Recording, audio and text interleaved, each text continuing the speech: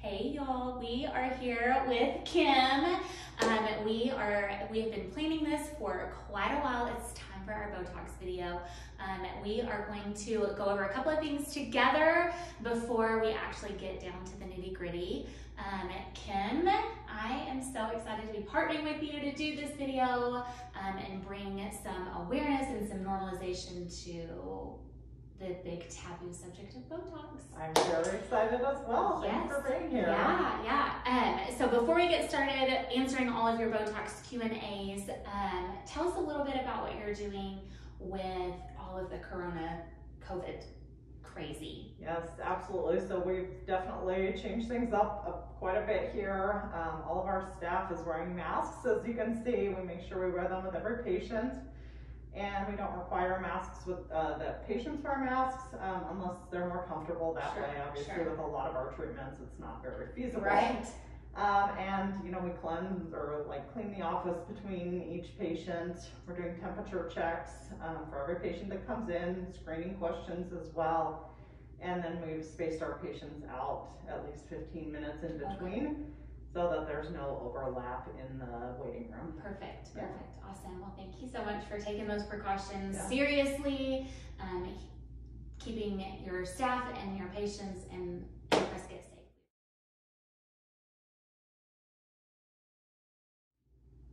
So I did a question box on our stories, and I think y'all did one too on your page for questions about Botox. So a couple of the questions that I got were, what's the difference between Botox and Dysport? Because they're different. Right.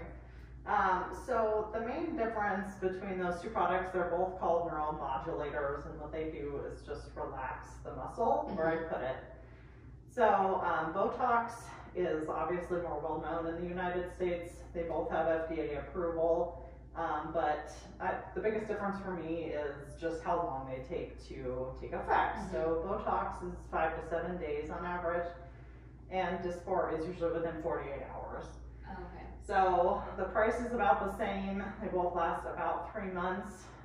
So usually it's just based on patient preference and how quickly they want to see results. Sure. So Dysport is going to give you that instant gratification because we all live in a instant gratification world. Right. And Botox just takes a little bit longer. It does. I get great gradual results with both of them, but a lot of my patients and myself are actually moving over to Dysport. Really? Just because it acts more quickly, and I really like the results with it. So, good to know. I've had both. I've had Botox and Dysport. You've injected me with both, and I like that Dysport gives you a more instant, you can see it quicker. Right. But other than that, I really can't tell a difference between Botox and Dysport. They're very similar products. Yeah. I use them both pretty consistently here. So you said the price is about the same for Botox and Dysport. Yep. So Botox now is about $10 a unit. Dysport is $3.25 a unit, but you use 3 times as much. Right. So it ends up being a pretty equivalent price for both of those. Okay. And then price depends on how much we're using, which depends on the patient, how many areas we're doing, and how strong your muscles are. Right. So price per unit's gonna be about the same for Dysport and Botox, but how many units you use is gonna vary based on the person. Yep. How strong their muscles are, where they're going with it. Where do you use Botox, Dysport? So they're FDA approved mostly for the upper face, and so we use both products in the forehead and the glabella for 11s, and then for crow's feet mainly. You can use it a little bit in other areas, but those are the main areas where they're indicated. So another question that I got was Botox and fillers. Yeah, so a huge difference there. They're actually not even in the same category. Okay. Botox is used for fine lines and wrinkles, and it relaxes muscles. So you can see, when you raise up your brows and you get wrinkles there, that's what Botox and Dysport are best for. Fillers are like Juvederm and Restylane that are just used for replacing volume. So if you've lost volume in your cheeks, if you have nasolabial folds, now you can't see because I'm out. So these right here, those are going to be your nasal, those are what you would use fillers for. Correct. Okay. Yeah, and then lips are the Most commonly I use them in lips and Okay. cheeks and nasolabial folds. They can be used other areas too, but it's a gel basically that replaces volume. Got it. Okay. All right. So I think we're ready to get started. You ready? I'm ready. Okay, let's do it. Yep. All right, Emily, why don't you tell us what your areas of concern are for today? So let's do my forehead, Okay. my 11s, and then right around my crow's feet, my eyes, and I do like when you do my the eyebrow. Okay, we'll do a little lift. bit of a brow lift today. I feel like how I don't have super hooded eyes, but I feel like just that lift kind of brings that little bit of hoodedness that I have, but I guess comes with age. Unfortunately. Yeah, we can absolutely, like, sometimes just treating the forehead and then giving a little bit under the brow can really lift the brow enough so that people don't have as much hooding. So first, I'm just gonna mark you. So I like to see the patient's muscle movement, how strong they are, and then kind of work on dosing from there. Okay. So first I'm just gonna have you raise your eyebrows up for me, and I'm just marking all of the areas of the muscle that I'm gonna inject for her. And then I'll have you scrunch your eyebrows together. This area will take care of any 11s, which she doesn't really have, but she does have movement. Go ahead and relax, and then smile for me. And then injecting around the eyes will take care of any crow's feet. And then we'll just do a little bit under the brow to lift it up. Perfect. All right. I'm impressed that I don't have 11s as much scowling as I do sometimes. Well, that's Quarantine we've been life. working on that. All right, so I'll just go over some of the common side effects with Botox. Most commonly what we see, well, vibrant. Talk about that in a second. Bruising, bleeding, swelling, pain at the injection site. Normally when patients get bruising, it's just a pinpoint bruise that lasts a couple of days. Okay. It can be more severe and can last up to 2 weeks.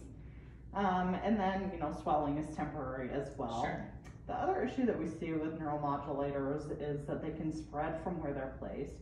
So aftercare is really important. I just have patients not lay down for 4 hours. No exercise, no heavy exercise for 24 hours. And then don't massage the area for the rest of the day. Just leave it alone as much as possible so that the Botox can settle in. Have any questions about aftercare? Wonderful. All right, so we're gonna start injecting. And you use very tiny needles that tend to not be painful. And then I also have my little distractor tool, which is, it vibrates, and it just distracts your brain from what's going on. So you go ahead and hold that on there. You ready? All right. I just go in and place a little bit of Botox under each site.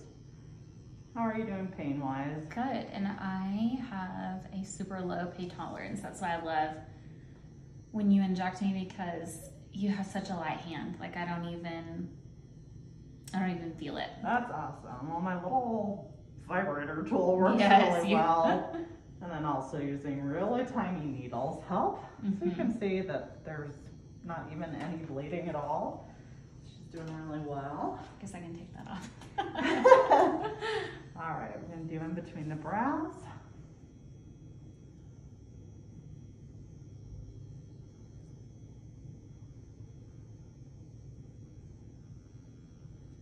And scrunch together for me. Last one here. Good. Doing awesome. Yay. Not too much pain. That's actually no, it's really not common at question all. I get for people that are new to Botox and Dysport is how painful it's going to be. But for the most part, it's so quick that it really doesn't cause patients much distress at all. No, not at all. And I feel like this is probably an in and out procedure, like not even 15 minutes, right? Yeah. So total, usually from patients coming in the door to leaving, is about 20 minutes. It's a little bit longer for your first treatment because we have more to go over. But once we know your dose and have gone over all the side effects and everything, it does go very quickly.